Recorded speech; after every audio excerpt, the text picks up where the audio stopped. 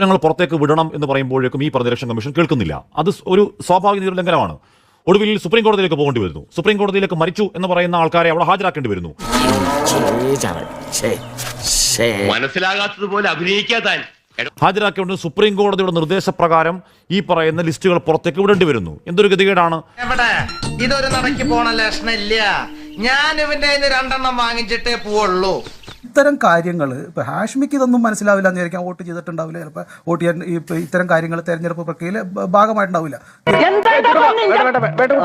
ഇവനെ തടയണ്ട, അയച്ചു വിട്ടേക്ക്. ഇവന് കിട്ടാനുള്ളത് നമ്മളായിട്ട് മുടക്കണ്ട. മറ്റേ കോളേജ് ഇലക്ഷനിലൊക്കെ എത്തുന്നിട്ടുണ്ടാവുള്ളൂ.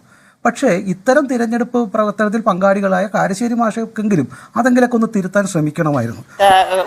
അങ്ങനത്തെ ഒരു വർത്താനോ താങ്കൾ എങ്ങനെ വ്യക്തിപരമായി പരിഹസിക്കുന്നത് കോൺഗ്രസിന്റെ വക്താവ് ഹാഷ്മിക്ക് ഇതൊന്നും പരിചയമില്ല. താങ്കൾ എന്നെ വ്യക്തിപരമായി എത്രമാത്രം അധിക്ഷേപിച്ചാലും അപഹസിച്ചാലും താങ്കളുടെ എന്താണ് സ്വതവേയുള്ള ശൈലിയാണ്. താങ്കൾ തുടർന്നോളൂ. തലച്ചോറില്ലാതെയും ഒരു ജന്തുവിന് ഇത്രയും കാലം ജീവിക്കാമെന്നതിന് ഏക ഉദാഹരണമാണ് ഈ തിരുമണ്ടൻ. പക്ഷേ SIR-ൽ പുറത്താക്കപ്പെട്ടവരുടെ പേരുകൾ സുപ്രീം കോടതിയിലേക്ക് പോകേണ്ടി വന്ന ഹർജിക്കാർക്ക് ഈസിക്ക് മറുപടിയില്ല.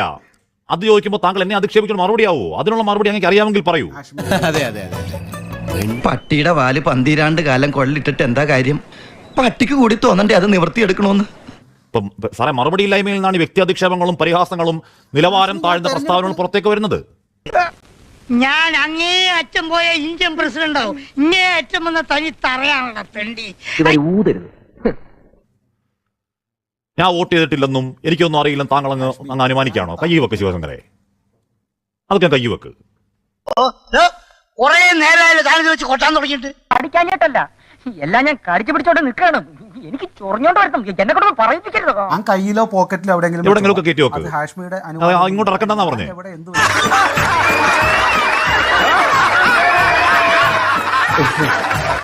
അല്ല, ഞാൻ പറഞ്ഞു ഇപ്പൊ ഹാഷ്മിക്ക് വോട്ടിനെ പറ്റി അറിയില്ല, ഹാഷ്മിക്ക് ഒന്നും അറിയില്ല, ഹാഷ്മി കോൺഗ്രസിന്റെ വക്താവാണ്. ആ പരിഹാസമൊക്കെ മടക്കി പോക്കറ്റ് വെച്ചാൽ മതി.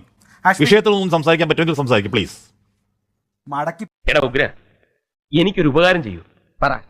നീ വാ പൊളിക്കരുത് പ്ലീസ്. ഞാൻ വേണ്ട എന്ന് പറഞ്ഞത് അവനെ തല്ലണ്ടെന്നല്ല, അവന്റെ കയ്യിൽ നിന്ന് തല്ല് കൊള്ളണ്ടാന്നാ പറഞ്ഞത്. എനിക്ക് സൗകര്യമില്ല. എന്ത് ചെയ്യും?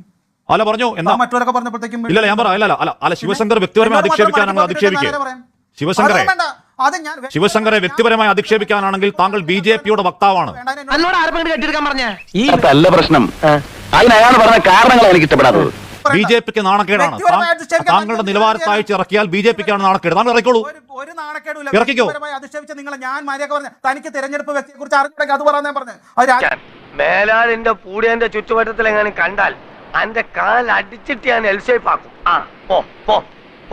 ഇവിടെ വളരെ മാന്യമായിട്ട് പറഞ്ഞപ്പോൾ താങ്കളാണ് എന്റെ ഉത്തരങ്ങൾക്കിടയിൽ കയറി സംസാരിക്കുന്നത്. ഒന്നും സംസാരിച്ചില്ല. താങ്കളുടെ സ്ഥിരം ഇടപാടാണ്. ഞാൻ ഒന്നും സംസാരിച്ചില്ല. താങ്കൾ എന്നെ ആദ്യഘട്ടത്തിൽ വ്യക്തിപരമായി അധിക്ഷേപിച്ചു, 2ാം ഘട്ടത്തിൽ വ്യക്തിപരമായി അധിക്ഷേപിക്കുന്നു, 3ാം ഘട്ടത്തിൽ വ്യക്തിപരമായി അധിക്ഷേപിച്ച് കേട്ടോണ്ടിരിക്കണോ ഞാൻ താങ്കൾ പറയുന്നത്? അല്ലല്ലോ. കഴുത്ത് വരെ പെരുമ്പാമ്പ് വിഴുങ്ങി അവന്റെ തലയിൽ ഹാന ചവിട്ടിന്ന് പറഞ്ഞ പോലെ. കിട്ടേണ്ടത് കിട്ടിക്കഴിഞ്ഞാൽ തോന്നേണ്ടത് തോന്നാൻ ഇത്തിരി സമയം നല്ലതാ. കേട്ടോണ്ടിരിക്കണോ? എന്താണ് അധിക്ഷേപം? ഒന്നാമത്തെ കാര്യം കോൺഗ്രസ് വക്താവ് എന്ന് താങ്കൾ അധിക്ഷേപിച്ചു. 2ാമത്തെ കാര്യം ഇയാൾക്കൊന്നും അറിയാത്ത ആളാണ് എന്ന് പരിഹസിച്ചു. കേട്ടോണ്ടിരിക്കണോ? സൗകര്യമില്ല. മേലനങ്ങാതെ ഉരുട്ടി വിഴുങ്ങലല്ല നിന്റെയൊക്കെ രാഷ്ട്രീയം. ഒറ്റ മണ്ഡലത്തിൽ 1 ലക്ഷം കള്ളവോട്ട് എന്ന ചോദ്യത്തിന് മുന്നിൽ ഈസി ഉത്തരവില്ല നാണം കെട്ട് നിൽക്കുക. എനിക്കും നാണക്കേടാ, താങ്കൾക്ക് നാണക്കേടാ, ഇവിടെ ഇരിക്കുന്ന എല്ലാവർക്കും നാണക്കേടാ. ആ തലകുറിച്ച് നിൽക്കൽ അത് പറയുന്നതാ. തലതിരിഞ്ഞ രാഷ്ട്രീയക്കാർ നാടിനെ സേവിക്കുമ്പോ നാടിന്റെ തലയെടുത്ത് തേയും. ടേക്ക് റെസ്പെക്ട് എന്നാണല്ലോ. ഇങ്ങോട്ട് ഈ പറഞ്ഞ 4ാം ഘട്ട വർത്താനം പറഞ്ഞ് അങ്ങോട്ട് വരും മിണ്ടാതിരിക്കണോ? ഹാഷ്മി, അത് തന്നെയാണ് എനിക്ക് പറയാനുള്ളത്. ഹാഷ്മി, ഞാൻ അങ്ങനെയൊന്നും പറഞ്ഞിട്ടില്ല. എന്നെ പറയാൻ അനുവദിച്ചാൽ ഞാൻ പറയാം. മര്യാദയ്ക്ക് പറയാൻ അനുവദിക്കും. അല്ല, എന്നെ വ്യക്തിപരമായി അധിക്ഷേപിക്കാനാണെങ്കിൽ ഇടപെടും. എനിക്ക് വല്ല ആവശ്യം ഉണ്ടായിരുന്നു ഇതിനകത്ത് വരാൻ. ഒരാവേശത്തിലെടുത്ത് ചാടി വേണ്ടായിരുന്നു അല്ലേ? താങ്കളാണ് എന്റെ പാർട്ടിയുടെ നേതാവിനെ ഈ സംസ്ഥാനത്തെ ഈ രാജ്യത്തിന്റെ പ്രധാനമന്ത്രി അധിക്ഷേപിച്ചത്. താങ്കൾ എന്നാ പറഞ്ഞത് 1 ലക്ഷം കള്ളവോട്ട് കിട്ടി, 1 ലക്ഷം വോട്ട്. ഞാനാണോ പറഞ്ഞത്? രാഹുൽ ഗാന്ധിയാ പറഞ്ഞത്. മറുപടി കൊടുക്കുക. രാഹുൽ എവിടെയാണ് കണക്ക്? അങ്ങനെ പറയരുത്. ഭാരിച്ച ചോദ്യം ചോദിച്ച് എന്നെ വെറുതെ ബുദ്ധിമുട്ടിക്കണ്ട. പറയുന്ന അങ്ങോട്ട് കേട്ടാ മതി. ഞാനാണോ പറഞ്ഞത്? രാഹുൽ ഗാന്ധിയാ പറഞ്ഞത്. ഞാൻ മറുപടി കൊടുക്കും. രാഹുലിന് മറുപടി കൊടുക്കും. അല്ലാതെ എന്നെ അധിക്ഷേപിച്ചൊരു കാര്യമുണ്ടോ? ഇത് വടി കൊടുത്ത് അടി വാങ്ങുന്ന പരിപാടിയാണല്ലോ ബാബു. പ്രശംസിക്കാന്ന് കരുതരുത്. You are a very lucky. ആജമല്ലേ പറഞ്ഞുകൊണ്ടിരിക്കുന്നത്? ഞാൻ അങ്ങനെ പറഞ്ഞോ? പറഞ്ഞതെല്ലാം നടന്ന കാര്യമാണോ? ഞാൻ പറഞ്ഞത് രാഹുൽ ഗാന്ധിയുടെ ആരോപണം എന്നാണ് ഞാൻ കാരശ്ശേരി മാഷിനോടും രാജു പി നായരോടും ചോദിക്കുന്നത്. ഞാൻ ക്ലോസ് ചെയ്തത്. എനിക്ക് താല്പര്യമില്ല. എനിക്ക് താല്പര്യമില്ല പറയാം. തമാശ അത് ഭയങ്കര തമാശ. ഹലോ ഹലോ ഹലോ ഹലോ കേൾക്കുന്നില്ല?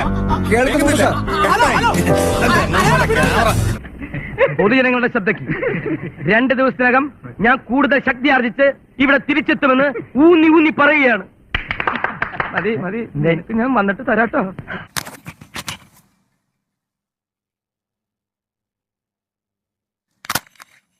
ഓക്കെ, ഇത്രയും നമ്മൾ വ്യക്തി അധിക്ഷേപങ്ങൾ കേട്ടുകൊണ്ട് എന്തോ ഞാൻ എന്താ പറഞ്ഞു?